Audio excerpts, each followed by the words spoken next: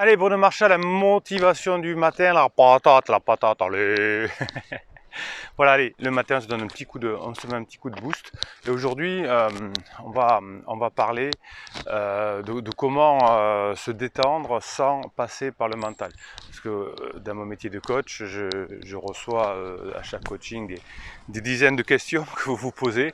Et pourquoi il dit ça, pourquoi il fait ça, pourquoi je ressens ça. Bien, c'est normal, c'est mon métier de coach, je vous réponds. Je vous donne des réponses par rapport à mon expérience depuis 1999, mais il y a aussi une autre façon de faire, c'est-à-dire qu'on n'est pas obligé forcément de passer par le mental. Alors, vous allez avoir peut-être une tension en vous, un problème, quelque chose qui va vous préoccuper. Qu'est-ce que ça peut être?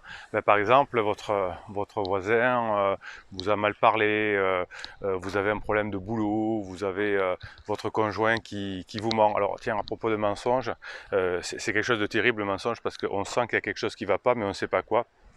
Donc on essaie de ruminer, on essaie de trouver la vérité. Et quand on n'arrive pas à trouver cette vérité-là, vraiment, c'est quelque chose qui fait très mal. Alors, je vais vous faire une formation qui sortira mercredi prochain sur le mensonge, sur comment éviter comment détecter le mensonge, comment le lâcher prise par rapport au mensonge et comment avoir des coups d'avance par rapport au mensonge, parce que ça, c'est quelque chose que vous me demandez souvent.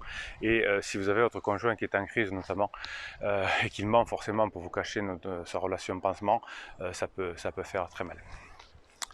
Donc vous avez, pour éliminer cette tension, par exemple, tiens, on va prendre l'exemple du mensonge. Vous sentez que votre conjoint vous a menti, ou vous avez vu grâce à la future formation qui sort mercredi que votre conjoint vous a menti. Eh bien, qu'est-ce que vous allez faire? Ben, vous allez dire, voilà, je suis perturbé parce que je sens que mon conjoint m'a menti. Ok, donc ça, à la limite, je l'intellectualise, hein, je ne peux pas faire autrement que de l'intellectualiser. Mon conjoint m'a menti, je ne peux pas faire autre chose. Ensuite, en deuxième étape, qu'est-ce que je vais faire? Je vais me dire, qu'est-ce que je ressens dans mon corps et pas dans ma tête quand il se passe, quand mon conjoint m'a menti. Alors ça peut être effectivement, il m'a menti, donc je ressens une douleur dans les cervicales, dans le bas du dos, dans le genou.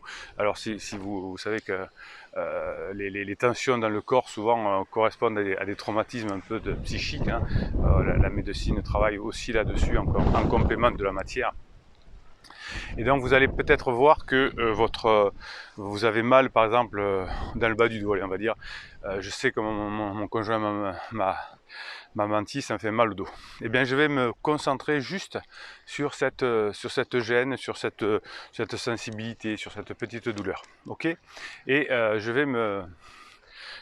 vais ressentir cette douleur et je vais rien faire. Je vais juste la ressentir et je vais attendre. Et au bout de 30 secondes, 1 minute 30, ça dépend des fois, vous allez sentir cette douleur, cette sensation, ce picotement, ce petit pincement qui va diminuer.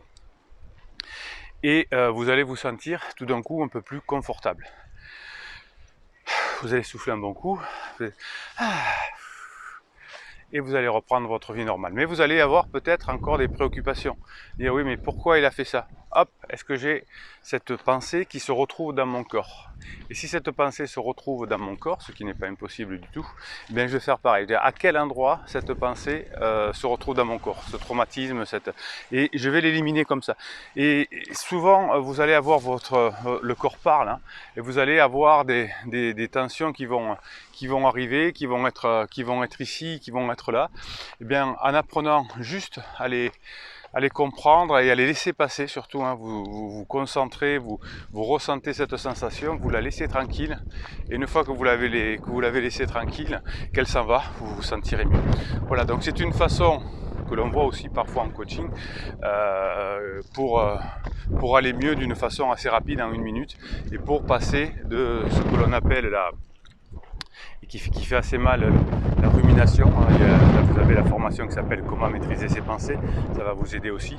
Et cette technique que je viens de vous apprendre là, rester sur la sensation du corps jusqu'à ce que la sensation passe, eh bien, les deux sont complémentaires.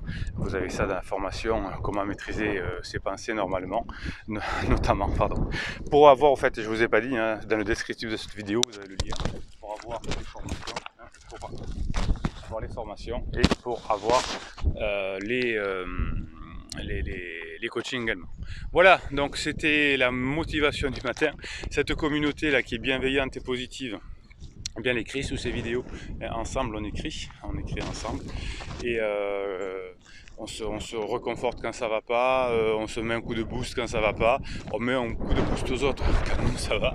Et bien sûr que je vous réponds en commentaire sous cette vidéo. Si vous mettez un pouce en l'air, ça vous permettra de faire grandir cette communauté, que beaucoup de personnes viennent avec nous pour comprendre comment fonctionne l'humain, pour comprendre comment être plus heureux, comment sauver son couple, tout ça. Toutes ces choses-là qui vont faire que dans notre vie, on va être mieux ensemble. Ok ? Abonnez-vous à cette chaîne parce que vous avez des posts qui vous sont réservés chaque jour. Et puis voilà, cette communauté elle a plein de private jokes. Hein. On essaye d'être sérieux et d'avoir de l'humour. La dernière formation, c'était comment avoir de l'humour. Allez, Bruno Marchal, il vous dit à très bientôt.